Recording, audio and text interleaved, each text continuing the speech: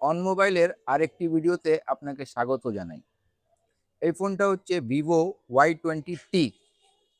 একটু আগে কাস্টমার এই ফোনটা নিয়ে এসছেন আমার দোকানে, আর কাস্টমার এই ফোনে প্রবলেম রিপোর্ট করেছেন যে এই ফোনটা অন আছে, কিন্তু এটা চলতে চলতে মাঝে মাঝে বন্ধ হয়ে যাচ্ছে, এবং এই প্রবলেমটা মূলত ব্যাটারি থেকেই হয়।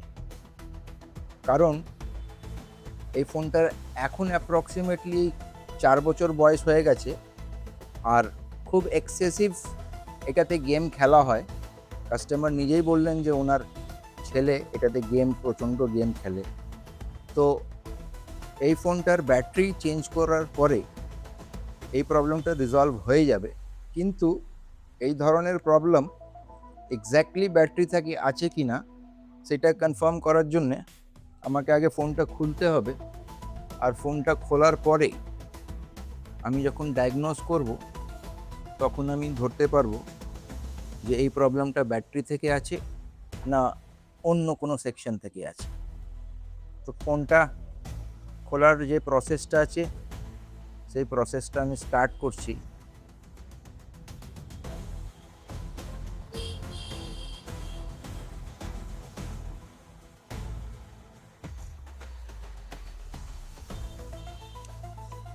এই ফোনটা খুব একটা ভালো মডেল, কারণ এই ফোনটা আমি নিজেও ইউজ করি। এই ফোনটা আমি অ্যাপ্রক্সিমেটলি 4 বছর থেকে আমি নিজে ইউজ করছি এই মডেলটা। ফোনটা সত্যিই খুব ভালো, চট করে এটা খারাপ হতে চায় না। আর এই ফোনটাও অনই আছে, শুধু থাকে থাকে এটা সুইচ অফ হয়ে যায়। তো দেখা যাক, আমার অভিজ্ঞতা বলে যে এইটা ব্যাটারির সমস্যা। ফোনটা খুলে দেখি যে প্রবলেমটা ব্যাটারি থেকে আছে না অন্য কোনো জায়গা থেকে আছে। এই ফোনটা ফার্স্ট টাইম আমি খুলছি, কারণ কি ফোন খোলার সময় বোঝা যায় যে ফোনটা আগে খোলা হয়েছিল কি হয়নি।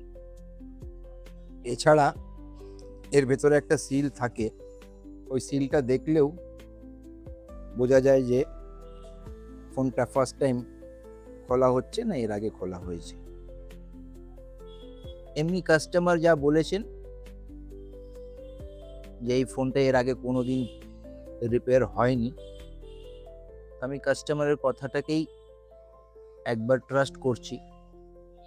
এবং এর সিলটা যখন আমি কাটছি তখন আমি বুঝতে পারছি যে এই ফোনটা এর আগে খোলা হয়নি। তো এর ব্যাক প্যানেলের যে ওয়াটারপ্রুফ সিলটা থাকে সেটা অলরেডি কাটা হয়ে গেছে, এবং এই ব্যাক প্যানেলটা খুলে দিলাম। আর আমি যখন কোনো ফোন খুলি তখন আমি এরম একটা বক্সে তার সবকটা জিনিস আমি রাখি, যাতে এটা এক জায়গায় থাকে আর এটা এদিক ওদিক হারিয়ে না যায় এর কোনো একটা স্ক্রু বা কোনো একটা পার্টস। সর্বপ্রথম আমি আমার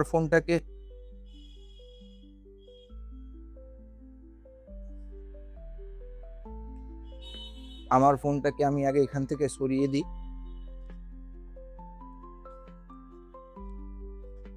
এবার এই ফোনের ডিসঅ্যাসেম্বল প্রসেসটা চালু করি।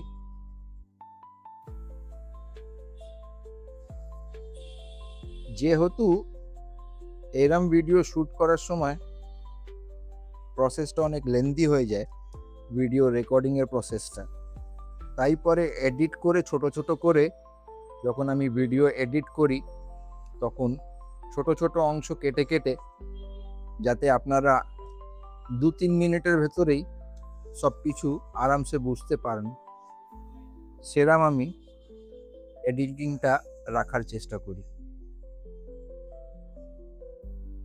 স্ক্রুপগুলো সব খোলা হয়ে গেছে। এখন এর মিডল ফ্রেমটাকে খুলে এবার এর ব্যাটারি অবধি পৌঁছানো যাবে।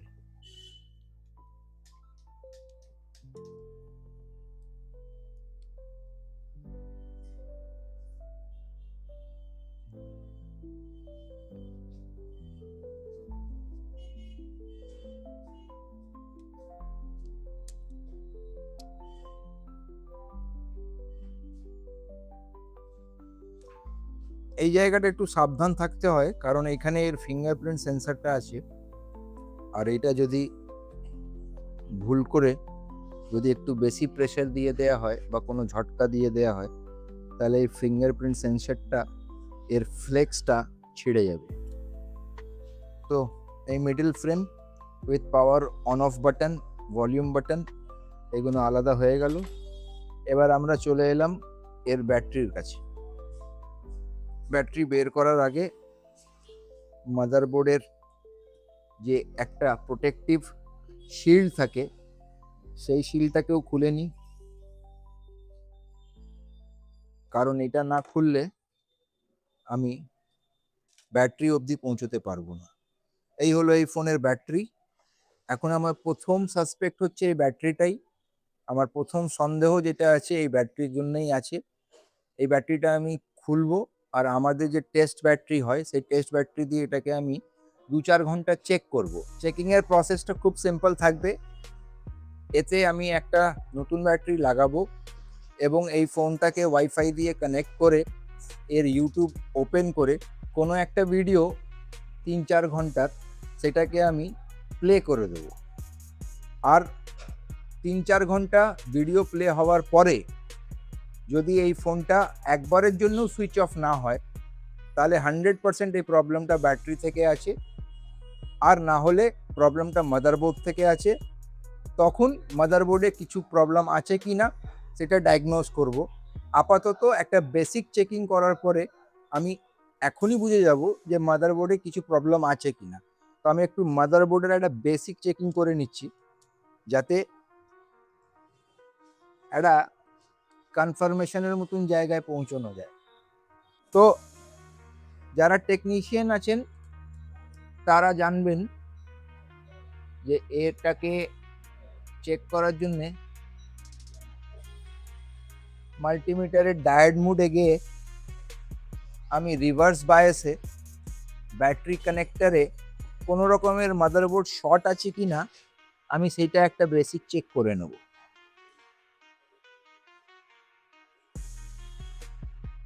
তো এখানে আমি বলবো আমার ক্যামেরাম্যানকে মাল্টিমিটারের রিডিংটা দেখাবার জন্য। এই যে রিডিংটা আসছে,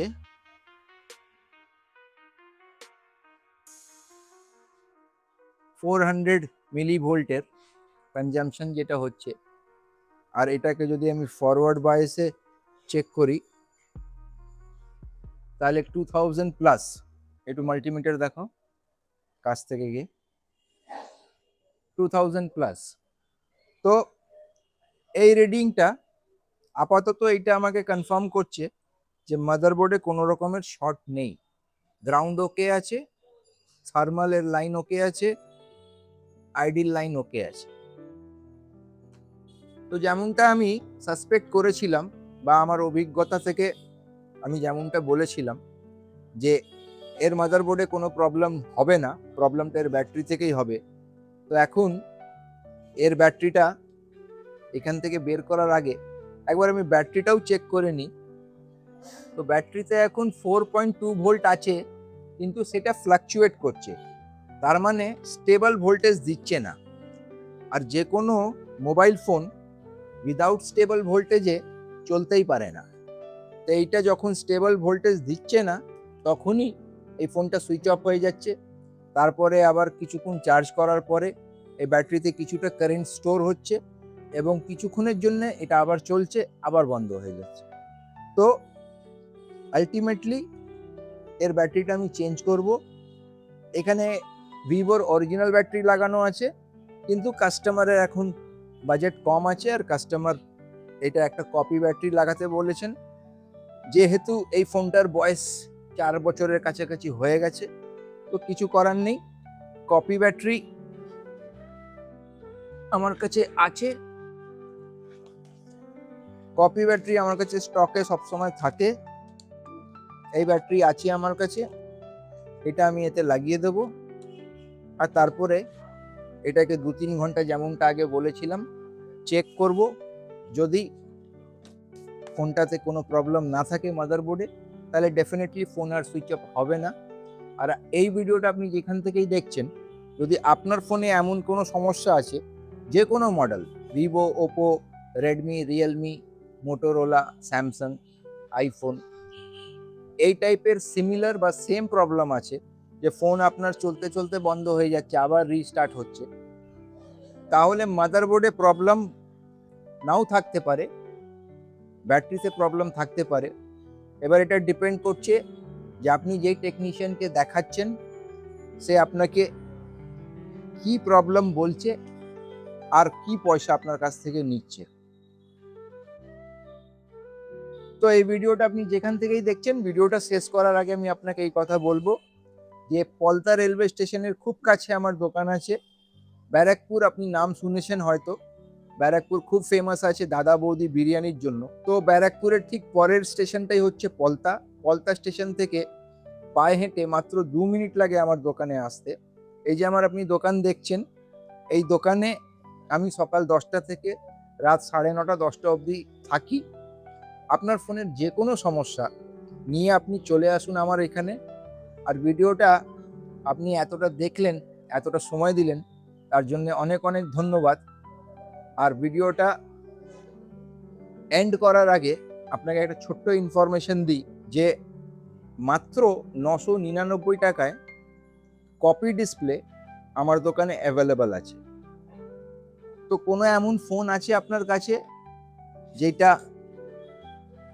পুরনো হয়ে গেছে, একটা সাপ্লিমেন্টারি ফোন বা একটা অ্যাড অন ফোন হিসাবে আপনি নিজের কাছে স্ট্যান্ড বাইতে রাখতে চাইছেন, বা ওই ফোনের পেছনে আপনি বেশি খরচা করতে চাইছেন না, তাহলে আপনি 999 টাকাতে ডিসপ্লে লাগাতে পারেন আমার দোকান থেকে।